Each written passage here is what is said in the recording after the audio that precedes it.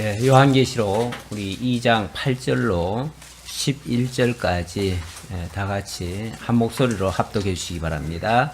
서문화 교회의 사자에게 편지하라. 처음이며 마지막이요 죽었다가 살아나신 이가 이르시되 내가 내 환난과 궁핍을 알거니와 실상은 내가 한 자니라. 자칭 유대인이라 하는 자들의 비방도 알거니와 실상은 유대인이 아니요 사탄의 회당이라. 너는 장차 받을 고난을 두려워하지 말라. 볼지어다 마귀가 장차 너희 가운데에서 몇 사람을 옥에 던져 시험을 받게 하리니 너희가 10일 동안 환난을 받으리라. 내가 죽도록 충성하라. 그리하면 내가 생명의 관을 내게 주리라. 귀 있는 자는 성령이 교회들에게 하시는 말씀을 들을지어다. 이기는 자는 둘째 사망의 해를 받지 아니하리라. 아멘. 부활 승천하신 그리스도께서 두 번째로 자신을 계시해 주신 교회는 바로 서문화 교회가 되겠습니다. 이 서문화 교회는 지금 방금 우리가 함께 합독을 했지만 책망이 전혀 없는 교회입니다. 그래서 참 좋은 교회라고 말할 수 있겠죠. 그래서 사람들은 나도 이런 교회 다녔으면 좋겠다. 그렇게 혹시 생각하실 분들이 계실는지 모르겠는데 정말 이런 교회, 실제로 이런 교회가 있다면 그만큼 굉장한 각오도 또 함께 해야 될 것 같습니다. 왜냐하면 본문을 자세히 읽어보시면 그 어디서도 찾아볼 수 없는 엄청난 환난과 핍박이 기다리고 있고 많은 시험으로 어려움을 겪고 있는 그런 교회의 모습이기 때문에 그렇습니다.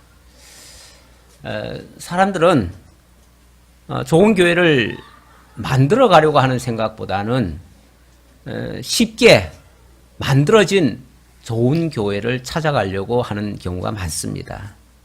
어떤 교회가 좋은 교회인가?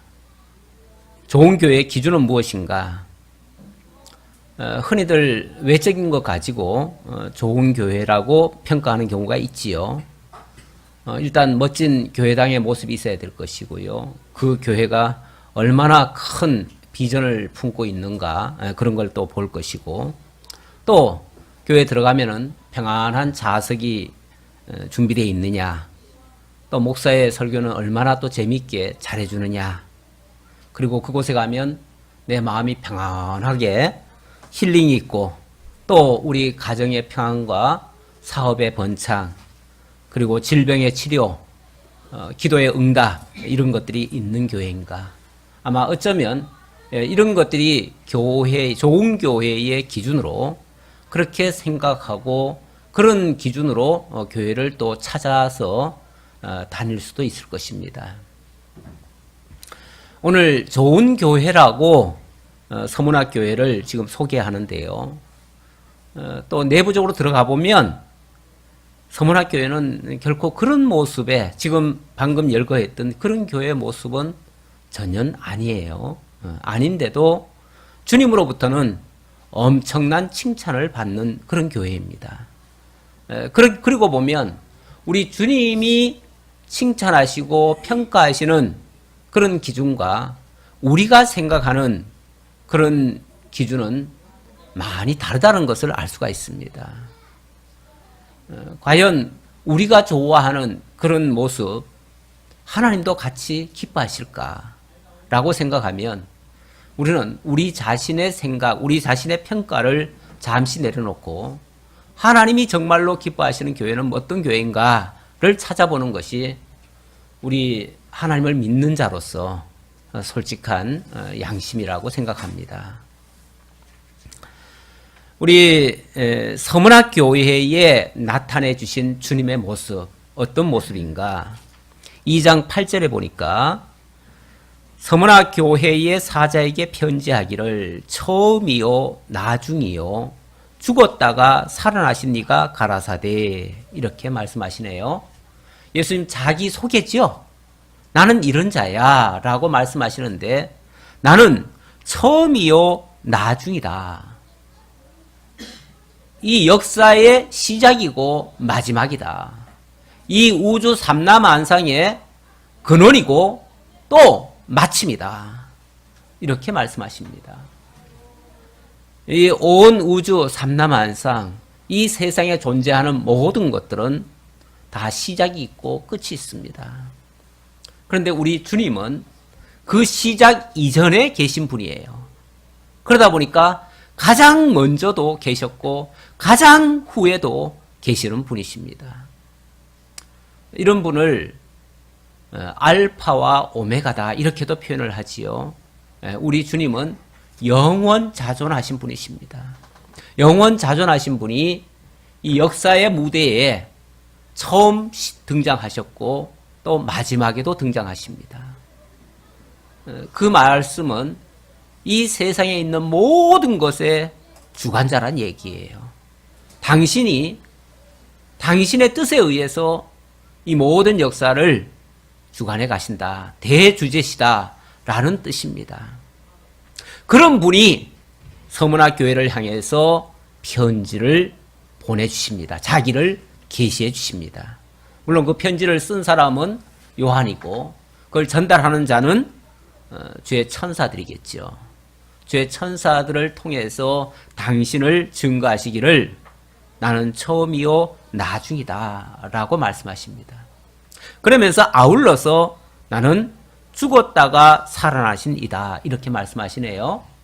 한때 이 주님이 역사의 무대에 등장을 하셨습니다.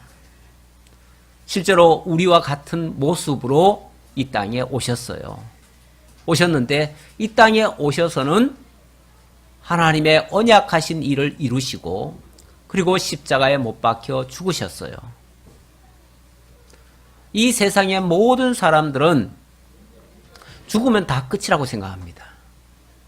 그래서 골치 아프고 힘들고 어렵고 그렇게 살다가 그냥 콱 죽었으면 좋겠다 이렇게 생각하는 사람들도 가끔 있어요. 왜냐하면 죽으면 끝인 줄 알고 그게 전부인 줄 알고 그렇게 말하는 사람이 있는데 우리 주님은 죽음으로 끝나신 분이 아니고 죽었다가 살아나신 이라고 말씀하십니다. 나는 한때 잠시 너희들 보기에 죽은 자 같은 모습을 띄었지만 그러나 다시 살아났고 지금도 살아있다. 그래서 지금 내가 천상에서 너희들에게 이 말씀을 증거하고 있다. 라고 말씀하십니다. 그분은 지금도 살아계신 분이에요. 그분이 죽었다가 살아나셨다는 것은 사망 권세까지 이기신 진정한 참 이긴 자라는 얘기예요. 이 세상에 자칭 이긴 자는 꽤 많다고 지난번에 말씀드린 바가 있습니다. 스스로 나는 이긴 자다. 그래서 나는 성경을 풀 자격도 있고 능력도 있고 그래서 모든 성경은 다 나를 중심으로 풀어야 된다. 이렇게 주장하는 사람들도 있어요. 있는데 참 그런 말은 우리가 인정할 수가 없지요. 왜냐하면 그렇게 주장했던 사람들 역시 다 죽고 끝났어요. 죽고 끝났어요. 아직도 물론 안 죽은 사람 몇 사람이 있기는 하지만은 얼마 안 있으면 곧 죽을 거예요. 틀림없습니다. 이거는 제가 자신 있게 얘기할 수 있습니다. 반드시 죽을 겁니다. 그렇게 되면 그는 이긴 자가 아니고 진자예요. 사망에게 진자예요. 모든 인류는 다 사망에게 졌어요. 그래서 그 사망을 이긴 자는 지금까지 아무도 없었습니다. 근데 우리 주님만은 그 사망 권세까지 이기시고 그리고 부활 승천하시고 지금도 천상에서 자기의 영 성령을 이 땅에 보내셔서 친히 이 세상 만사를 다스리고 주관하시고 계십니다. 그래서 죽었다가 살아나신 그분은 이 세상에 있는 모든 문제를 다 해결하실 수 있는 근원적인 분이셔요. 그런 능력자셔요. 그분이 이제 하나님이 언약하신 모든 내용을 당신이 친히 다 이루시겠다고 하는 그러한 약속의 말씀이 되겠습니다. 그 약속 하실래니까 하나님이 지금 우리가 요한계시록 1, 2장, 3장까지는 계속해서 하나님의 그 언약을 다시 한번 예수 그리스도께서 약속하시는 내용이에요. 그러니까 언약으로 약속하시는 내용이에요. 그래서 그리스도의 양대 언약이라고 제가 설명을 드렸는데 지금 언약의 내용이다 보니까 뭐 제가 진도는 빨리 못 나갑니다. 지금 나갈 수가 없어요. 지금 상황에서는 아마 이 3장이 지나면 조금 빠르게 갈 것 같아요. 혹시 목사님 왜 이렇게 진도가 안 나가나 이렇게 또 답답해 하실 분이 계셔서 제가 한마디 드리는데 지금은 하나님이 지금 뭘 약속하셨는지가 매우 중요합니다. 이 약속이 앞으로의 모든 역사를 이끌고 갈 거예요. 이게 기관차예요. 기관차에 아직 핵심 모든 부속이 거기에 다 들어있고요. 뒤에 객차는 따라만 가는 거예요. 따라가는 거기 때문에 그거는 설명할 것도 별로 없어요. 진짜 중요한 게 어디에 있느냐? 그건 기관차 안에 다 들어있어요. 그래서 우리 전체 성경 중에서도 사실은 창세기가 굉장히 중요하잖아요. 굉장히 중요해요. 왜? 창세기 안에 모든 하나님의 언약이 다 담겨져 있으니까. 나머지 내용은 그 언약을 이루어가는 내용이에요. 이렇게 언약했는데 이렇게 이루어가더라 그 얘기예요. 계속. 그러다가 마지막 요한계시록에 가면 그거에 대한 결론적인 이야기 하는 거예요. 결론적. 지금까지 했던 얘기를 어찌 보면 다 종합하고 다 마무리해가지고 정말 이것이다 라고 결론 내리는 거예요. 이제 그런 단계이기 때문에 그래서 지금도 요한계시록으로 봤을 때는 요한계시록 전체를 이끄는 것이 이 1, 2, 3장에 다 들어있어요. 그래서 이것이 지금 언약의 말씀이기 때문에 제가 조금 더 심도 깊게 뭘 언약했는지를 알아야 그렇게 이끌어 갈 거니까. 뭐, 그 뒷 얘기는 사실은 들어도 그만, 안 들어도 그만이에요. 뭐, 바쁘신 분들은 3장까지만 딱 들으시고 하나님 앞에 가셔도 돼요. 뭐, 그 뒤는 안 들어도 뻔해요. 그거 이룬다는 얘기니까. 그렇잖아요. 그렇죠? 그러니까 정말로 중요한 거는 우리 3장까지를 좀 깊이 있게 먼저 하나님이 뭘 약속하셨는지 잘 알아야 된다. 그 얘기예요. 그러면은 그 다음 이야기는 뭐 다 그냥 끌려갈 거예요. 그렇게 보시고 그래서 어떤 면에서 제가 조금 좀 중복적으로 이야기를 합니다. 왜냐하면 하나님께서도 7교회를 딱 집어가지고 그 7교회의 특색을 지금 다 소개하잖아요. 그 특색을 소개하면서 그 특색에 맞게 그 교회에 맞게 지금 약속을 하다 보니까 그 약속의 내용이 같은 것 같으면서도 조금씩 달라요. 그렇죠? 그 교회 특성도 뭐 비슷한 것 같으면서도 조금씩 달라요. 그래서 이런 부분을 제가 설명을 해야만 나중에 잘 이해가 될 것이다 라는 생각에서 제가 조금 더 깊이 있게 말씀을 드려봅니다. 자, 2장 9절입니다. 내가 내 환난과 궁핍을 알거니와 실상은 네가 부요한 자니라. 자칭 유대인이라 하는 자들의 비방도 알거니와 실상은 유대인이 아니요 사탄의 회당이라. 자, 조금 전에 내가 처음이요 마지막이다. 죽었다가 살아나신 이다. 나는 이런 자야 라고 말해놓고 이런 자가 내가 너 다 알아 그래요. 내가 너 다 안다. 이 안다는 말 사실 보통 말이 아니에요. 물론 우리도 누가 굉장히 힘들어하고 어려워할 때 내가 너 다 알아. 내가 너 다 알아. 그러면은 마음에 조금 위로는 되지만 네가 알면 날 뭐 어떻게 해줄 건데. 우리 인간은 그래요. 인간은 알아봤자 네가 어떻게 해줄 건데.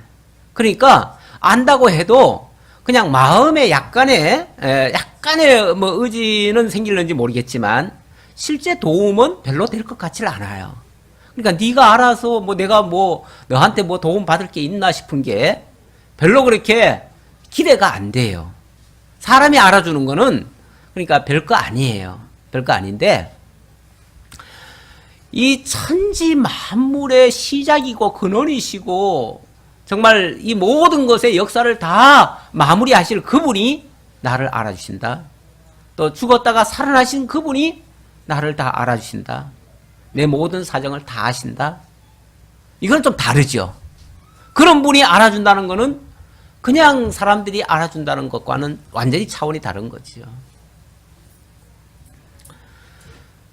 시편 139편 2절부터 보면 이런 말씀이 있어요. 제가 한번 읽어 드릴게요. 주께서 내가 앉고 일어섬을 아시고 멀리서도 나의 생각을 밝히 아시오며 나의 모든 길과 내가 눕는 것을 살펴보셨으므로 나의 모든 행위를 익히 아시오니 여호와여 내 혀의 말을 알지 못하시는 것이 하나도 없으시니이다. 내가 하늘에 올라갈지라도 거기 계시며 수월에 내 자리를 펼치라도 거기 계시니이다. 이거는 8절입니다. 그리고 건너뛰어서 13절에 보면 주께서 내 심장을 지으시며 나의 모태에서 나를 만드셨나이다. 내가 주께 감사하옵는 것은 나를 지으심이 심히 기묘하심이라. 주께서 하시는 일이 기이함을 내 영혼이 잘 아나이다. 이렇게 시편 기자가 고백을 했는데 우리 주님이 다 아신대요. 다 아신대요. 왜냐하면 나를 지으신 분이기 때문에. 근데 사실 뭐 우리 부모님들은 자식을 낳아도 그 자식 다 몰라요. 물론 뭐 어느 정도는 안다고 말을 할 수 있겠지만 정말 깊이 있는 그 마음 속까지는 알 수가 없어요. 우리 부모도 알 수 없는데 우리 하나님은 근원적으로 다 지으신 분이셔요. 생각까지 다 지으신 분이셔요. 우리는 몸뚱이도 내가 지은 건 아니죠. 그냥 내가 낳았을 뿐이지. 그렇죠. 내가 지은 게 아니에요. 내가 지은 게 아니고 내가 낳았을 뿐인데 그러니까 솔직히 그 자식의 마음도 알 수가 없어요. 하지만 우리 하나님은 심장 폐부까지 또 생각까지 다 지으신 분이기 때문에 다 아실 수 있고요. 뿐만 아니라 저는 말씀 중에 그 8절에 있는 말씀 내가 하늘에 올라갈지라도 거기 계시며 수월에 내 자리를 펼지라도 거기 계시니이다 했는데 이 하늘이라고 하는 건 천국이에요. 수월이라고 하는 건 지옥이에요.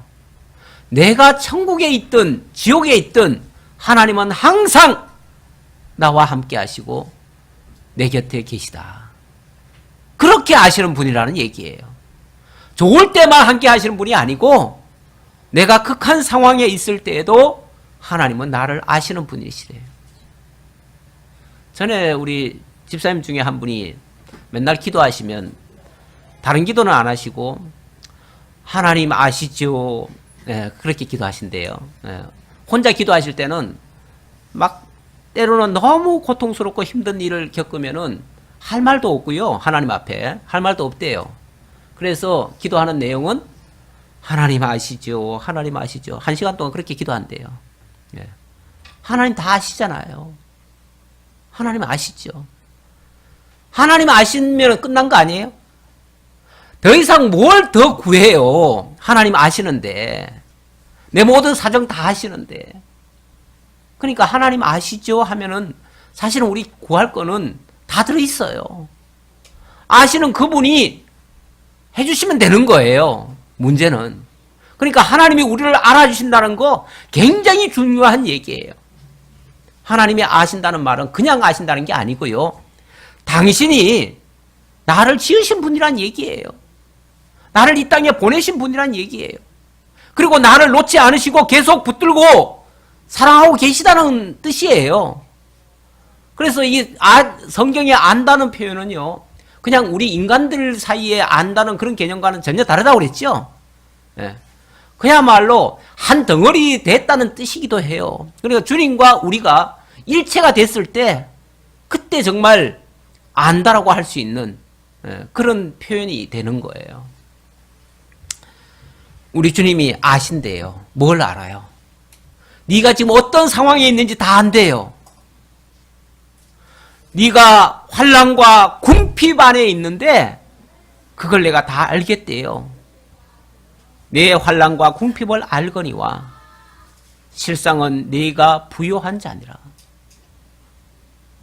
그런데 주님의 그 평가가 매우 놀랍습니다. 지금 환난과 핍박 가운데 있다는 것을 안다고 하시면서 너는 실상은 너 부요한 자야 그 말이에요. 환난과 핍박. 이거는 그 당시에 이 서문화 교회가 얼마나 극한 상황에 놓여 있었다는 것을 짐작할 수 있는 내용이죠. 이 서문화라고 하는 지역은요, 그 에베소로부터는 한 80km 떨어져 있는 그 북쪽에 있는 곳이에요. 여기는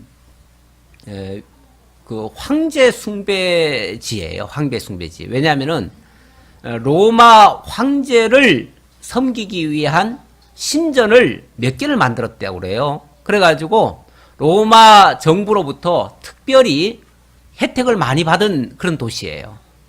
그러니까 황제, 그 당시의 황제, 이 당시의 황제는요, 자기를 신이라고 그랬어요. 내가 신이다 그랬어요. 그러니까 모든 그 로마 치하에 있는 모든 백성들은 다 자기를 신으로 섬겨야 돼. 자기가 유일신이 돼버렸어요. 그랬으니까 당연히 그 신전까지 만들어 놓고 그렇게 자기를 떠받들도록 그렇게 했지요. 그런데 기독교는 그걸 거부했어요. 그걸 거부하니까 당연히 그 도시는 황제를 숭배하는 바람에 로마 정부로부터 특혜를 받아가지고 엄청난 경제적 혜택을 누리고 있는데 기독교만큼은 거기서 예외인 거예요. 근데 모든 그 상업이 발달하거나 경제가 몰리는 곳에는요, 꼭 유대인들이 많이 등장을 합니다. 유대인들은 참 이제에 눈이 밝아요. 그래가지고 그 경제적인 그 뭔가 이렇게 뭐가 얻어지는 곳이 있으면 꼭 유대인들이 거기 있기 마련이에요. 여기도 유대인들이 굉장히 많이 그쪽으로 많이 진출을 한 것 같아요. 왜냐하면 나중에 보면은 그 사도 바울이 복음 전하러 다닐 때에 유대인들이 쫓아다니면서 곳곳마다 회당이 세워졌는데 처음에는 사도 바울도 회당에서 말씀을 전하기도 했어요. 그런데 유대인들의 회방 때문에 말씀을 제대로 전할 수가 없어가지고 도망을 다녔어요. 유대인들은 쫓아다니면서 바울이 복음 전하는 것을 회방을 놨어요. 심지어는 무슨 일까지 했었냐면 사도 바울을 죽이기 전에는 우리는 밥도 먹지 않겠다 하면서 결사들을 조직했어요. 결사들을 조직해가지고 그래가지고 매복을 하고 곳곳에 함정을 파놓고 바울이 지나가면은 덮쳐가지고 죽이려고 그런 짓까지 했어요. 본문에도 그런 그 환경을 우리가 짐작할 수 있는 내용이 나옵니다. 왜냐하면 유대인들을 가리켜서 뭐라고 얘기해요? 예, 그 뒤에 그렇게 얘기하잖아요. 예, 자칭 유대인이라 하는 자들의 비방도 알거니와 실상은 유대인이 아니요 사탄의 회당이라 이렇게 얘기하잖아요.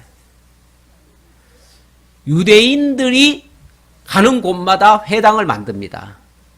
그들은 정말 하나님을 섬기는 걸 굉장히 그들은 뭐 자기네들은 선민이라고 생각하니까 하나님의 백성이라고 생각하니까 가는 곳마다 하나님을 섬긴다고 그렇게 하고는 있는데 실상은 그들 속에 있는 그 생각들은 전혀 하나님을 믿는 사람들이 아니라는 거예요. 오히려 하나님의 복음을 전하는 자들을 죽이는데 앞장을 서고 그 일에 자기네들도 합세를 해요. 실제 기독교인들이 로마에게만 쫓기면은요 그렇게 시달리지 않습니다. 왜냐하면 유대인들이 이렇게 도와주기도 하고 만약에 그런다면 그래도 그 회당에서 말씀을 전하고 회당을 중심으로 해가지고 뭔가 힘을 이렇게 모을 수가 있습니다. 그러면 조직적으로도 로마에게 정당하게 이렇게 요구도 할 수 있고 그러는데 이 복음이 가는 곳마다 희한하게 그 로마의 핍박뿐 아니라 유대인들의 그 핍박이 더 심해요. 더 한술 더 떠요. 지난번에도 말씀드렸지만은 저 때리는 시어머니가 때리나요? 때리지는 않겠지만 어쨌든 시어머니보다 말리는 시누이가 더 밉다고 옆에서 거드는 자들이 더 얄미워요. 어찌 보면 유대인들이 로마가 직접 기독교를 박해하잖아요. 박해하는데 유대인이라면 그래도 동족이잖아요. 어쨌든 자기네들 쪽에서 봤을 때는 이렇게 동족처럼 여기고 이렇게 좀 뭔가 좀 자기 편으로 좀 생각을 해주고 이렇게 좀 감싸주는 면이라도 있으면 얼마나 좋겠어요. 그런데 유대교는요, 오히려 기독교를 박해하는데 더 앞장을 섰어요. 사실 그럴 수밖에 없었죠. 왜 그러냐면 그들은 자기들은 선민이라고 생각을 했지만 사실은 하나님의 약속을 믿지를 않았어요. 하나님의 언약에 의한 신앙들이 아니었어요. 오히려 율법에 의한 신앙이었어요. 그들은 하나님의 예를 들어서 창세기를 바라보는 관점이 하나님의 언약 관점으로 보는 게 아니라 모세를 통한 율법 관점으로 보는 거예요. 그러니까 율법으로 받아들인 거예요. 성경을 율법으로 받아들였으니까 이걸 우리가 지켜 행함으로 복을 받아서 그걸로 누리며 산다라고 생각을 한 거예요. 그러다 보니까 율법 가르치고 율법 지키는 데만 급급했지 정작 그 율법이 계시하신 율법을 통해서 계시하신 그리스도는 바라보지 못했던 거예요.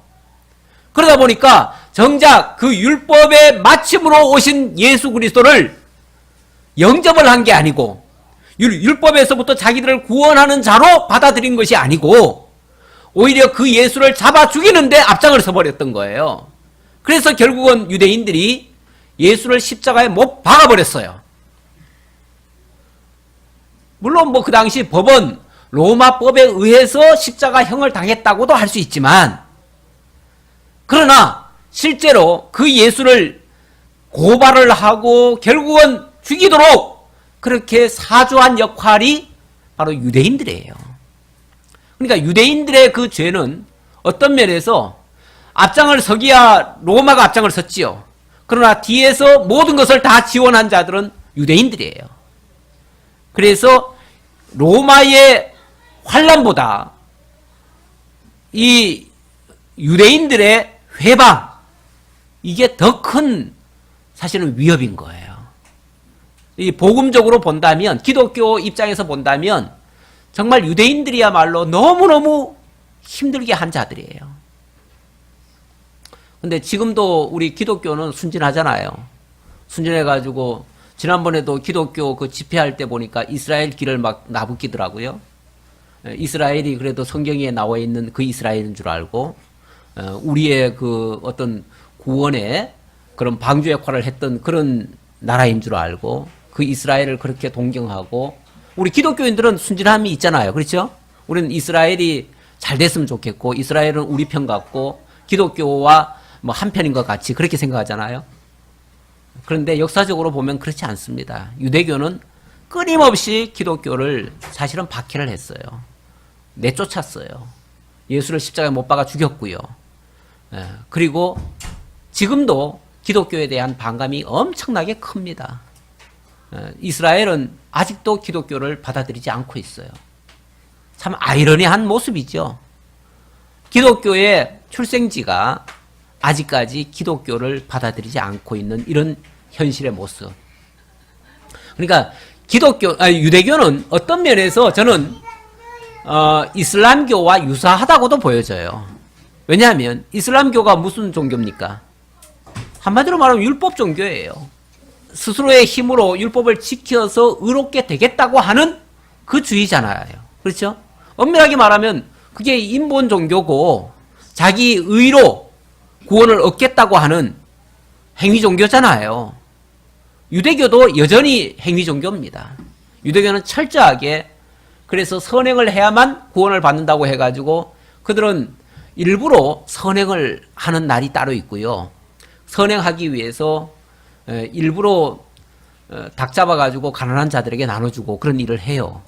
완전히 의식적인 행위를 지금도 하고 있어요.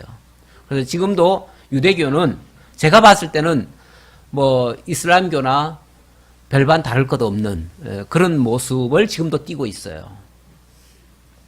오늘 본문에서도 그 유대인들의 회당 그러니까 이게 결국 유대교를 얘기하는 거예요. 유대교를 지금 뭐라고 얘기를 하냐면 그들은 사탄의 회당이다 이렇게 얘기를 합니다. 사탄의 회당이다. 이게 주님의 평가예요. 우리가 함부로 이렇게 남을 향해서 뭐 이 사탄이다 이렇게 표현할 수는 없어요. 주님이 그렇게 말씀하시니까 우리가 그 정체를 제대로 알자는 측면에서 제가 한 말이지, 이거 뭐 누구를 공격하거나 비난하자는 뜻에서 한 말은 아니에요. 우리 인간적으로는 뭐 다른 종교에 속해 있다고 해서 우리가 미워하거나 사탄이라고 아예 대놓고 욕을 하거나 또 배척을 하거나 이렇게 하는 것은 바람직하지 않습니다. 그렇게 해서는 안 되는 것이고요. 다만 그들의 정체는 알아야 우리가 그들에게 속지는 않는다. 그런 뜻에서 한 말이에요. 자, 현실은 분명히 환난 속에 있고 지금 궁핍 가운데 있습니다. 엄청난 회방을 당하고 있고 엄청난 지금 어려움을 겪고 있습니다. 그런데 주님은 뭐라고 평가를 하시냐면 실상은 네가 부요한 자니라. 실상은 부요하대요. 아니 어떻게 지금 어려워 죽겠는데 어떻게 부요하다고 말씀하시죠? 이런 얘기 들으면은 주님 나 놀려요? 이럴 수도 있어요. 아니 지금 환난과 어려움, 궁핍 가운데 막 너무 고통스럽다고 지금 울부짖으면 하나님이 어떻게 해주셔야 되는 거예요?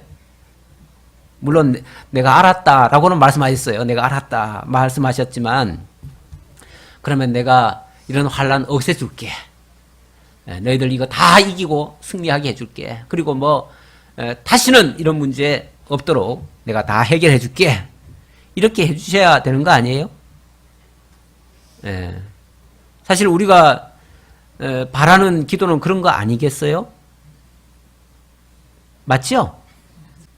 지금 당장 이 아주 환난과 핍박에서 벗어나서 경제적인 풍요도 좀 누리고 안정된 가운데서 살고 싶은데 우리 주님의 말씀은 그런 말씀이 아니고요. 네가 죽도록 뭐하라? 충성하래요. 충성하래요. 죽도록 충성하란 말은 충성하다가 죽는다는 얘기잖아요. 그렇죠? 아니 주님 뭐 해결해 주셔야지요 라고 지금 우리가 기도하고 있는 중인데 야 죽을 때까지 충성해 이렇게 말씀하시는 거예요. 이런 말씀 들으면은 아이쿠야 이 깜짝 놀라실지도 모르겠어요. 아이쿠야 예수 믿고 우리가 평안을 지금 추구해서 예수를 믿기 시작했는데 우리 주님이 예수 믿고 복 받아서 잘 살기는커녕 더 큰 환난이 지금 기다리고 있고 죽을 때까지 충성만 요구하는구나. 네가 장차 받을 고난이 있다고 그러고요. 또 너희 가운데서 몇 사람을 옥에 던져 시험을 받게 하겠다고 그러잖아요. 아니 해결해 준다는 게 아니고 앞으로 시험이 기다리고 있다는 거예요. 시험이 더 기다리고 있다는 거예요. 환난이 끝나는 게 아니고 내가 끝내줄 게가 아니라 아직 더 기다리고 있어. 그래 그 말이에요. 그러니까 이런 소리 만약에 그 앞뒤 또는 결과까지 이해하지 못하고 이 부분적으로만 이해한다면요 아마 실망하기 딱 좋을 것 같아요. 이런 말씀 듣고 고맙고 감사해서 눈물이 흐르고 감격하시는 분 계신가요? 감격은 고사하고 큰일 났구나. 아유 나에게도 이런 고난이 오면 어떡하나. 이렇게 걱정하실 분들이 계실는지 모르겠어요. 그런데 이 교회가 무슨 교회라고요? 좋은 교회래. 좋은 교회. 좋은 교회의 모습이 이런 모습이라는 거예요. 환난이 굉장히 많은 교회. 궁핍이 굉장히 많은 교회. 많은 시험이 있을 수 있는 교회. 그럼에도 불구하고 죽도록 충성해야 되는 교회. 그래서 이 말씀에 대한 신앙적으로 우리가 반응하려면은 이 말씀의 본질을 잘 이해하고 해석도 잘 해야 될 것 같아요. 그렇지 않으면은 아무래도 자칫 우리가 실족할 수도 있을 것 같아요. 우리 주님의 평가를 계속 봅시다. 우리 주님은 네가 이렇게 환난과 궁핍을 당하고 있지만 실상은 부유한 자다 이렇게 얘기를 하네요. 부유한 자다. 뭐가 부유해요? 지금 가난해 죽겠는데 지금 먹고 살 것도 없고 지금 뭐 쫓겨가지고 경제 활동도 못 하는데 이들이 지금 궁핍한 가운데 있는 이유는요 경제 활동을 못해서 그래요. 그렇죠? 왜 경제 활동을 못해요? 로마 황제가 지금 자기가 지금 신이라고 지금 주장을 하는데 기독교로서는 도저히 받아들일 수 없는 얘기잖아요. 그러니까 그거 못 받아들인다고 해가지고 거부했더니 경제활동을 못하게 하는 거예요. 그러니까 아무것도 가질 수가 없는 거예요. 너무 가난뱅이가 돼버렸어요. 정말 먹거리도 없을 정도가 돼버렸고, 정말 그 형제들의 도움이 없이는 도저히 살아갈 수도 없는 상황에 놓이게 됐어요. 이런 극한 상황에 있는데 예수님 뭐라 그러냐면, 네가 실상은 부유한 자야. 네가 부유한 자야, 그 말이에요. 그러면요, 반대로 너를 환난 주고 너를 핍박하고 너를 회방하는 저들은 지금은 굉장히 권세를 가지고 있고 막강한 힘을 가지고 있고 막강한 경제력을 지금 쥐고 있으니까 부유한 자 같지만 실상은 가난한 자야. 그 얘기예요. 이 주님이 지금 알게 하시는 어찌 보면 영적인 내용일 수도 있는데, 물론 실상이라고 했으니까 실제 부유하다고도 할 수 있어요. 부유하다고 할 수 있는데 전혀 체감은 안 오지요. 체감은 안 되는 실상이라고 얘기를 해요. 그러나 뭐 주님이 실상이라고 했으니까 분명히 실상은 실상일 거예요. 실제로 부유할 거예요. 그렇다면 이 말씀 속에 주님이 이제 앞으로 어떻게 해결하실는지에 대한 답이 들어있는 거죠. 그렇죠? 지금은 부유한 저들, 그러나 그들은 곧 뭐해질 것이고 가난해질 것이고, 지금은 가난한 너희들, 이제 너희들은 곧 부유해질 것이다. 결국 그 말은 저들이 패배하고 너희들이 승리할 것이다. 그런 얘기죠. 그러니까 여기까지 우리가 이해를 해야 돼요. 그러니까 지금 당장이라고 생각하지 말고 주님께서 이 환난과 핍박, 회방의 역사를 조금 뒤에 보면 열흘간 시험한다, 그런 표현이 있는데 그 시험 기간이 있다는 거예요. 그 시험 기간이 있고 그 시험 기간은 열흘이라는 거예요. 열흘이라는 말은 어떨까요? 길까요? 짧을까요? 열흘은 그렇게 길지는 않아요. 물론 뭐 당하는 사람 입장에서는 하루가 정말 여삼치죠. 엄청나게 긴 것 같죠. 그러나 실제 열흘이라고 하는 것은 일단 하나님이 정한 기간이 있다는 얘기고요. 어느 기간까지만 참으면 뭐 한다는 거예요? 그 다음부터는 승리의 역사가 있다는 얘기예요. 그러니까 너희들 조금만 참아라, 그 얘기예요. 쉽게 말하면 이게 조금만 참아라. 너희들 지금 당하는 거 아무리 길어봤자 열흘이야, 그 얘기예요. 열흘이야. 물론 이게 문자적인 열흘, 실제적인 열흘인지 아니면 의미적인 열흘인지는 좀 다를 수 있어요. 예. 물론 당연히 의미적인 열흘이죠. 그러나 열흘이라고 하는 숫자는 그렇게 긴 숫자는 아니에요. 우리가 이겨낼 수 있는 기간이란 얘기예요. 그건 틀림없어요. 이겨낼 수 있는 기간. 자, 그러면서 이거는 심판 이후까지를 사실은 주님께서는 내다보시며 하시는 말씀이에요. 그래서 지금은 너희가 가난한 자지만 실제로는 너희가 부유한 자야. 야고보서에도 보면 그런 말씀이 있죠. 야고보서의 1장 9절 이하에 보면 낮은 형제는 자기의 높음을 자랑하고 부한 자는 자기의 낮아짐을 자랑할지니 이는 그가 풀의 꽃과 같이 지나감이라. 지금 부하다고 하지만 풀의 꽃과 같이 지나가면 그 다음에 뭐만 남아요? 앙상한 가지처럼 그렇게 되어지죠. 그러니까 지금 부하다고 해가지고 실제 부한 게 아니라는 거죠. 진짜 부함은 하나님 안에 있을 때만 부할 수가 있어요. 그러니까 하나님이 가장 부유하신 분이니까 그분 안에 들어간 자는 당연히 부유하지요. 그래서 낮은 형제, 이 땅에서 낮아진 형제, 그 말이에요. 이 땅에서 낮아진 형제는 자기의 높음을 자랑하라. 이 말은 주님 안에서 부유한 자임을 자랑하라, 그 얘기예요. 그리고 이 땅에서 부한 자는 하나님 앞에서는 정말 낮아질 수 있기 때문에, 그냥 버려질 수도 있기 때문에 그들은 자기의 낮아짐을 자랑하라. 그걸 알라, 그 말이에요. 그걸 알라. 그걸 알아야 자기가 이 땅에 있을 때 조금 있는 거 가지고 자랑하지 않아요. 교만하지 않아요. 함부로 하지 않아요. 예. 그러면서 내 사랑하는 형제들아 들을지어다. 하나님이 세상에서 가난한 자를 택하사 믿음에 부요하게 하시고 또 자기를 사랑하는 자들에게 약속하신 하나님의 나라를 상속으로 받게 하지 않았느냐, 이렇게 말씀하셔요. 하나님의 나라를 상속으로 받았다. 이제 부여하다고 하는 말이 무슨 말인지를 이제 좀 짐작이 가죠. 하나님이 너희가 지금 가난하지만 실상은 부유하다라고 말한 거는 결과적으로 뭐 때문에 부유하다는 거예요? 너희가 이 세상에서는 다 잃어버렸지만 실제로는 영원한 하나님의 나라를 통째로 받은 자야, 그 말이에요. 하나님의 나라는 이 세상의 그 무엇하고도 비교할 수 없는 엄청난 부로 말하면 어마어마한 부지요. 그것을 그 하나님의 나라를 통째로 기업으로 받은 자예요. 그러면은 얼마나 부유한 자냐 그 말이죠. 실상은 너희가 부유한 자다. 그 부유한 자가 이 땅에서 육신적으로 당장 쓸 거 뭐 좀 부족하다고 해가지고 가난한 자라고 착각하지 말라 그 말이죠. 그것 때문에 힘들어하지 말아라 그 얘기죠. 그러니까 우리가 진짜를 알면 이 거짓되고 겉으로 드러난 것들은 별거 아니에요. 오히려 누가 그거 가지고 뽐내는 자가 있으면 그거 지금 가지고 있어봤자 풀의 꽃과 같이 다 세잔해 버릴 거, 그리고 나면은 알거지로 남는 거, 그런 자들에 비해서는 몇만 배 더 부유한 자지요, 우리가. 그러니까 그런 걸 염두에 두고 생각을 하셔야 된다. 그리고 그 말이에요. 그리고 사탄의 해.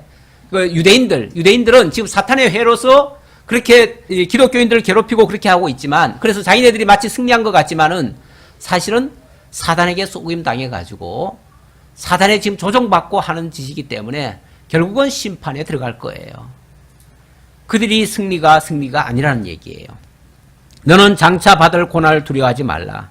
그래서 너희 앞에 놓여진 이러한 환난과 핍박 때문에 두려워할 필요가 없다. 그 말이죠. 볼지어다 마귀가 장차 너희 가운데서 몇 사람을 옥에 던져 시험을 받게 하리니 앞으로도 이런 일은 좀 더 있을 것이다. 이거는 어찌 보면 각오해라 그 얘기예요. 각오해라 그 얘기예요. 이런 일은 우리가 예수 믿고 난 다음에, 자, 이전까지 우리가 많은 환난과 시험이 있었는데, 역경이 있었는데, 우리 이제 예수 믿기 시작했으니까 이제부터는 고난 끝, 행복 시작 이렇게만 이제 생각하면 때로는 우리가 좀 실망이 되죠. 왜냐하면 예수 믿고 나서 당장 그게 다 해결되는 거는 아니거든요. 우리가 주님 앞에 가는 그날까지 많은 환난이, 고난이 있을 것이다 라고 또 주님께서 또 말씀하셨어요. 우리 주님 또 그런 말씀도 하셨죠. 나를 따라오려거든 자기 십자가를 지고 나를 따르라, 이런 말씀도 하셨어요. 우리 주님이 가신 길이 사실은 고난의 길이었어요. 그런데 자기 십자가를 지고 따르라고 하면 그 고난의 길이 너희들에게도 있을 수 있다 그 얘기잖아요. 그러니까 우리가 그거를 아예 이제 예수 믿고 났으니까 싹 이제 없어졌을 것이다 라고 생각하면 가다가 힘들어요. 자꾸 그것 때문에. 그렇다고 뭐 없는 고난이 예수 믿는 것 때문에 다시 또 생긴다는 얘기는 아니에요. 그건 아니지만, 그러나 그런 일은 있을 수 있다. 하지만 그날이 어떻다고요? 너희가 10일 동안 환난을 받으리라. 내가 죽도록 충성하라. 그리하면 내가 생명의 관을 내게 주리라. 또 이 당시 이야기를 또 안 할 수가 없네요. 이 당시에 대표적인 그 사람이 이 당시는 아니고 요 다음 당시일 거예요. 요 다음일 텐데 그 서머나 교회의 사도 요한의 제자인 폴리캅이라는 사람이 나중에 이제 감독이 됩니다. 서머나 교회의 감독이 됐지요. 감독이 됐는데 이 감독이 로마 집정관에게 붙잡혔어요. 체포당했어요. 그래서 끌려가가지고 이제 고문을 하고 고백을 하라고 합니다. 황제를 주라고 시인해라. 황제를 주라고 시인하래요. 그러면은 딱 한 번만 해라. 처음에는 계속 하라고 하는데 난 절대 못한다고 그러니까 딱 한 번만 해라. 오늘만 딱 하고 내일부터 안 해도 된다. 그렇게까지 유혹을 했어요. 딱 한 번만 주라고 시인해라. 그러니까 이 폴리캅이 뭐라 그랬냐면, 아니 주께서 한 번도 나를 버리신 적이 없는데 내가 로마 황제를 향해서 주라고 한다면 결국은 나의 주님을 내가 버리는 건데 주님이 나를 86년간 버린 적이 없는데 내가 어떻게 그 주님을 버릴 수가 있겠습니까? 라고 고백을 하죠. 그랬더니 너 만약에 신하지 않으면 저 으르렁거리는 저 사자들 먹이로 내가 너를 던져주겠다. 그랬더니 예, 야수를 부르십시오. 야수들을 부르십시오. 내가 기꺼이 먹이가 되겠습니다. 그 얘기죠.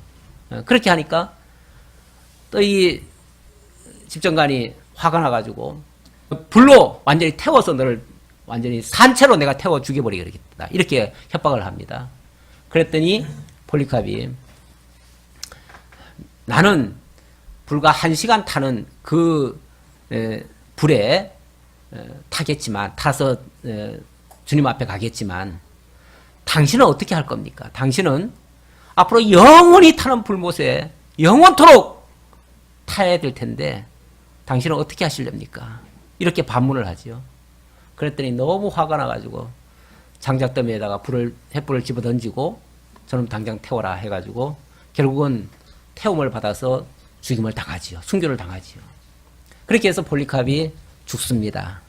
죽는데 그것 때문에 교회가 무너졌는가?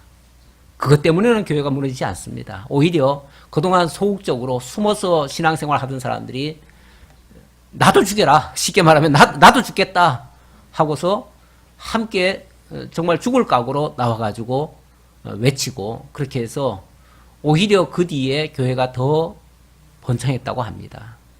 오히려 그 다음에는 이제 말리지를 못해요. 그리고 역사적으로 보면 사도 요한 때 자기를 신이라고 그렇게 했던 그 황제는요, 사도 요한을 반모섬에 보내놓고 갑자기 죽잖아요. 그것도 자기 부인에 의해서 독살을 당해요. 그렇게 해가지고 죽임을 당해요. 그러다 보니까 갑자기 해방령이 떨어져요. 그래가지고 요한이 거기서 죽을 줄 알았는데, 반모섬에서 죽을 줄 알았는데 나중에 돌아와요. 돌아와가지고 에베소 교회의 마지막까지 거기에서 목회하다가 주님의 부르심을 받았잖아요. 그러니까 이 기독교가 그렇게 해가지고 무너지는 게 아니고요. 박해가 크면 클수록, 물론 박해가 막 극에 달하지요. 극에 달하니까 정말 위기다. 이러다가 교회 다 무너지겠다. 교회 살리기 위해서라도 우리 어떻게 해야 되겠다? 한 번만 주를 부인하자. 그렇게 했던 게 우리나라에서도 그 신사참배 아니에요. 신사참배 동방요배 하라고 하면서 일본 천황을 향해서 주라고 시인하고 일본 천황이 쉽게 말하면 주님이 된 거예요. 그래가지고 거기에 참배하라고, 그 신사라고 하는 게 그 신사가 일본 그 천황을 섬기는 사당이잖아요. 그러니까 신전이죠. 로마 황제 사당이랑 똑같아요. 그렇게 만들어 놓고 거기에 목사들 보고 다 절하라고 했는데 우리나라 목사들이 그때 총회에서 결의를 했어요. 신사참배는 우상에 대한 경배가 아니라 이거는 국가 의례다. 이렇게 총회에서 결의를 해가지고 그때 총회 목사들이 우르르 달려가가지고 거기서 다 경배했잖아요. 그 신사참배한 것 때문에 한국교회가 지금 이렇게 많이 나뉘어진 거예요. 원래는 우리나라에 장로교 하나밖에 없었어요. 하나밖에 없었는데 그 뒤에 이렇게 막 교파들이 신사 참배한 너들하고는 우리 상종 못하겠다 해가지고 같이 총회에서 같이 못해가지고 나뉜 거지요. 그래서 고심파가 나오고 또 그 사람들은 그 사람들끼리 또 통합측으로 또 가고 이래가지고 다 쪼개진 거예요. 그랬는데 그렇게 폴리캅 같은 경우는 그렇게 해가지고 교회가 무너진 게 아니고 오히려 교회가 그 한 사람의 순교적 미랄로 인해서 교회가 오히려 더 크게 번성하게 되었다라는 것이 역사의 이야기입니다. 자, 그 마지막 보고 마치겠습니다. 죽도록 충성하라는 얘기가 나왔지요. 너희가 10일 동안 환난을 받으리니 너희가 죽도록 충성하라. 죽도록 충성하라. 충성이라고 하는 단어를 제가 계속 이렇게 집중을 하다 보니까 충성이라고 하는 단어가 참 재밌게 만들어졌더라고요. 단어풀이 좀 해볼게요. 네.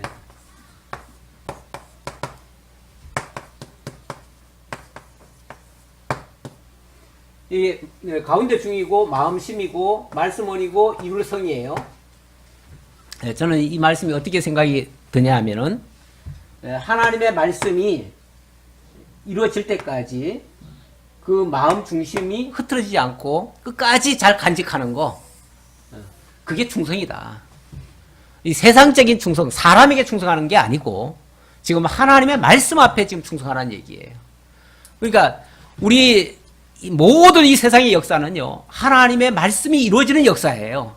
그렇잖아요? 하나님의 말씀이 이루어지는 역사인데 그 하나님의 말씀이 이루어지는 그것을 우리가 바라고 믿는 자들은 그 말씀이 이루어질 때까지 우리의 마음이, 우리의 생각이 변함없는 거죠.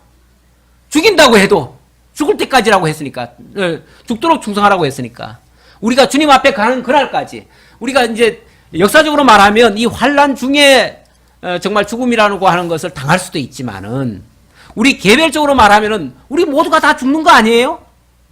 사실은 우리 다 죽는 거예요. 히브리서 9장에 보면 한 번 죽는 것은 사람에게 정하신 이치라고 그랬어요. 모든 인류 중에 안 죽는 사람 없어요. 다 죽어요. 다 죽는데 죽을 때까지 물질만 쫓아가든지 세상 썩어질 것만 쫓아가든지 세상적인 부요와 세상적인 쾌락과 세상적인 안락과 이런 것만 추구하며 살다가 갈 수도 있고요. 아니면은 정말 하나님의 말씀 지키느라고 그 중심 변함없이 그대로 간직하다가 주님 앞에 갈 수도 있어요. 만약에 세상 것만 추구하다가 우리가 간다면 어차피 다 가는 건데 그것만 추구하다 간다면 그건 충성이 아니에요. 충성이 아닌데 정말 이 말씀이 이루어지는 일에 내가 진리를 지키고 진리를 간직하고 진리를 전승하고 이 복음을 전하고 어찌 보면 하나님의 말씀 앞에 서 살다가 주님 앞에 간다면 그거야말로 충성 아니냐 그 말이죠. 그 충성하는 자에게 이게 이제 죽도록 충성하라는 의미일 테고요. 저는 그렇게 이해를 합니다. 그러면서 그런 자들에게 하나님 뭘 약속하신다고요? 생명의 면류관, 생명 주신다는 거죠. 생명의 면류관. 이 생명의 면류관이라고 해서 뭐 이렇게 머리에 뭘 관을 쓴다는 얘기라는 개념보다는 우리 생명의 주님이 누구예요? 그리스도잖아요. 예수 그리스도잖아요. 결국 그리스도 안에서 영원한 생명으로 그분과 함께 지나게 된다. 그 얘기죠. 이게 영원한 승리 아니에요? 이게 진짜 승리 아니에요? 이 땅에서 승리하려고 하지 말고 자꾸 우리가 예수 믿고 이 땅에서 뭔가 잘 되기만 바라고 이 땅에서 승리하기만 자꾸 생각하는데 이 땅의 승리는 없다니까요. 인류 가운데 이 땅의 승리자는 한 사람도 없었어요. 모두가 다 죽어야 돼요. 다 가야 돼요. 우울한 얘기해서 죄송한데요. 우리 다 가야 돼요. 하나님 앞에. 예. 이거 부인할 수 없어요. 이건 하나님이 정하신 이치라고 했어요. 그렇죠? 한 번 죽는 것은 사람에게 정하신 하나님의 뜻이에요. 다 죽게 하신 거예요. 왜 죽게 하시는가? 멸망시키려고 죽게 하시는 게 아니라 영원한 승리로 그리스도와 함께 영원토록 살게 하시려고 그렇게 하시려고 하나님이 죽게 하시는 거예요. 그러니까 죽음도 사실은 하나님께로 들어가서 영원한 승리에 거하게 하시려고 지금 죽게 하시는 거예요. 그러니까 하나님의 승리의 과정에 죽음이라고 하는 단계가 있어요. 그 단계, 그 터널을 지나야 승리에 도달하게 돼요. 그때까지 우리의 마음이 그 하나님의 뜻이 이루어지는 것까지를 끝까지 지켜보면서 그렇게 달려가는 일, 그거야말로 진짜 충성 아니냐 그 말이죠. 그 충성을 하라는 거죠. 그런 자들에게 내가 생명의 관을 주겠다. 그건 주님과 함께 영원한 생명에 거하도록 하겠다. 그 얘기죠. 그러면서 귀 있는 자는 성령이 교회들에게 하시는 말씀을 들을지어다. 이기는 자는 둘째 사망의 해를 받지 아니하리라. 둘째 사망. 자, 아까 한 번 죽는 것은 사람에게 정한 거라고 그랬죠? 그건 다 죽어야 돼요. 그런데 한 번 죽는 거는 큰 이게 아픔이 아니에요. 큰 고통이 아니에요. 한 번 죽는 게 문제가 아니라 두 번째 죽으면 그거는 진짜 영원한 죽음이에요. 네. 왜? 한 번 죽는 거는 하나님 앞에 가려도 죽어야 되니까. 그거는 하나님 앞에 가는 좋은 죽음일 수도 있어요. 그런데 두 번째 죽음은요. 이건 영원한 죽음이에요. 이거는 영원한 지옥에 들어가는 거예요. 영원한 지옥에 들어가는 거니까 이것만큼은 우리가 사실은 다 피해야지요. 네. 첫 번째 죽음을 피하려고 너무 애쓸 필요가 없고요. 두 번째 죽음은 절대로 우리가 가서는 안 될 죽음이에요. 두 번째 사망.